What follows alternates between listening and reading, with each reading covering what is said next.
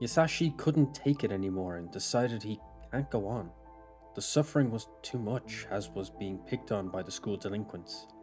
He sat on the railing, ready to move on from his life, not noticing the girl standing beside him.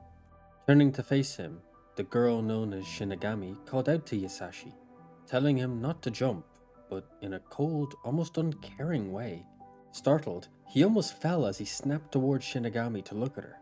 She told him that if he really had to end it all, could he do it tomorrow? It was her planned day today, and 2 is too large of a number for one day of tragedy. Yasashii yelled at her, questioning if she had the same plan as him and why she was doing this, seeming to be more concerned and emotional compared to earlier, while Shinigami was calm and collected. Shinigami returned the question, asking why he's asking. Yasashii questioned why she'd ended. It's hard now, but not forever. Shinigami smirked, commenting that someone like him saying something like that was very interesting. She told him that she was glad to meet him before stepping off the school roof. As Shinigami began to fall, Yasashii leapt and clung to her, leading to both plunging to their doom. Shinigami calmly spoke, telling Yasashii that he shouldn't have done that. As the ground got closer and closer, Yasashii began to tell Shinigami something. He told her that he'll somehow try and cushion Shinigami's fall, ensuring her survival. With eyes wide in surprise, she called Yasashii wonderful, before both hit the ground in a wet, dull thud. Yasashii, in a form of purgatory, questions if he's alive, why he can taste blood, and why does it feel like his mouth was filling with it. Then it finally hit him. All the blood was warm. He was alive. His eyes snapped open, only to see Shinigami feeding him her blood through mouth to mouth. Startled and stumbling back, Yasashii screamed, questioning the whole blood thing. Shinigami, still calm, casually comments that she's glad he's awoken and that all the blood is her blood, adding that since it's her blood, it's all okay. Yasashii, still yelling, questioned why it's okay if it's her blood. Shinigami reveals the truth. She's an undead, a ghoul.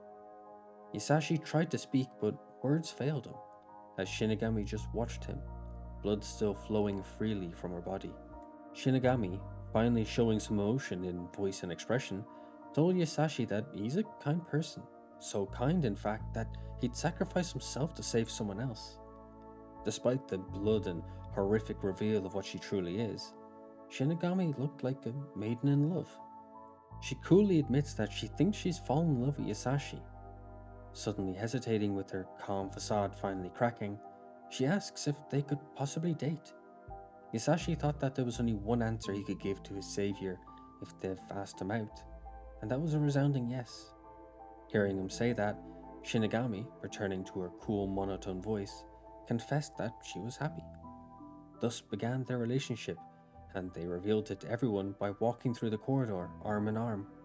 Walking to school, Yasashii looked at Shinigami, recalling the fact that she was his girlfriend and also an undead. He recounted the events that led up to this moment, staring at Shinigami the whole time.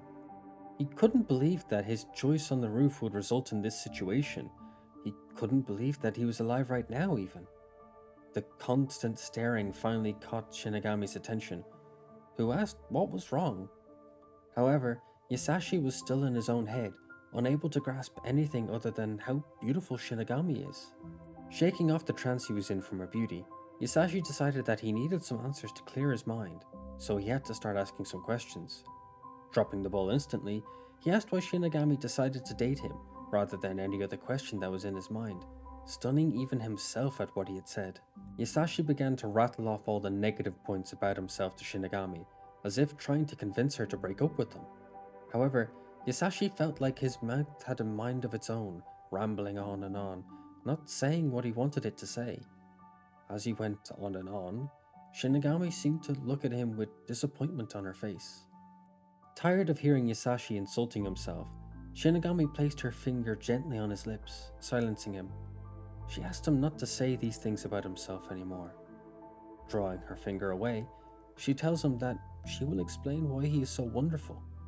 Draping her arms over Yasashii's shoulders and standing face to face, Shinigami asked if he knew that when people's lives were about to end, they showed their true selves.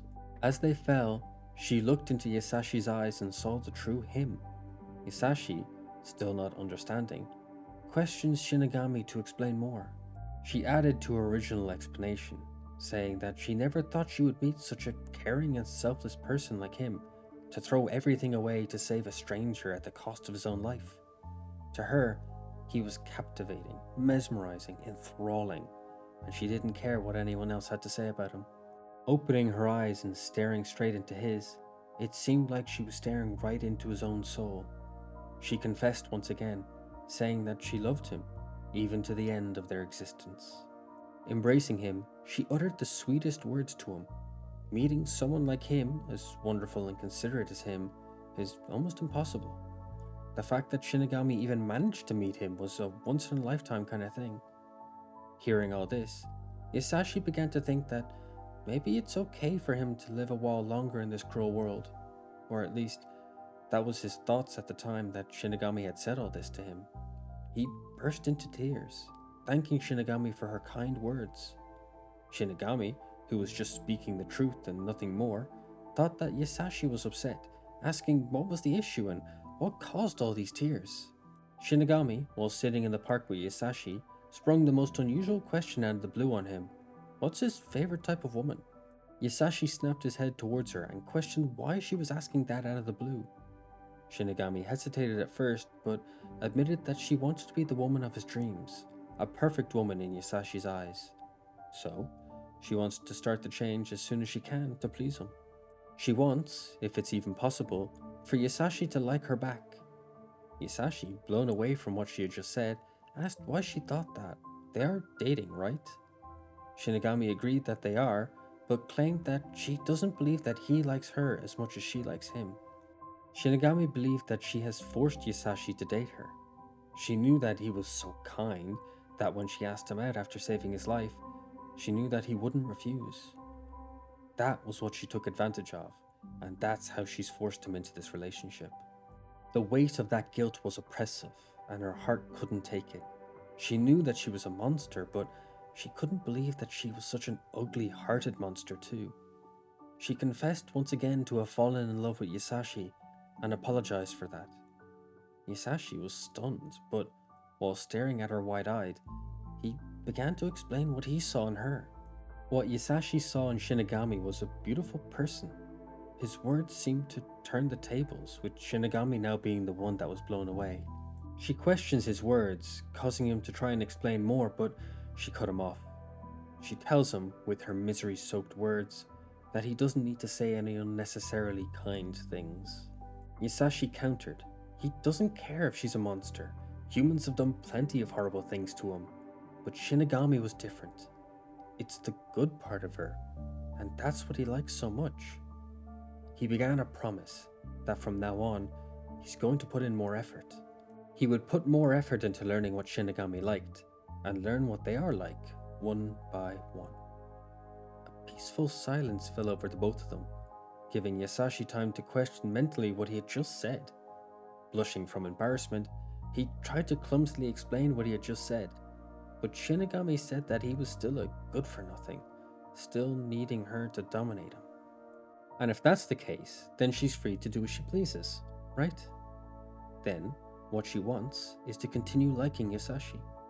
She moved closer, hungrily staring at him, and gently caressing his face.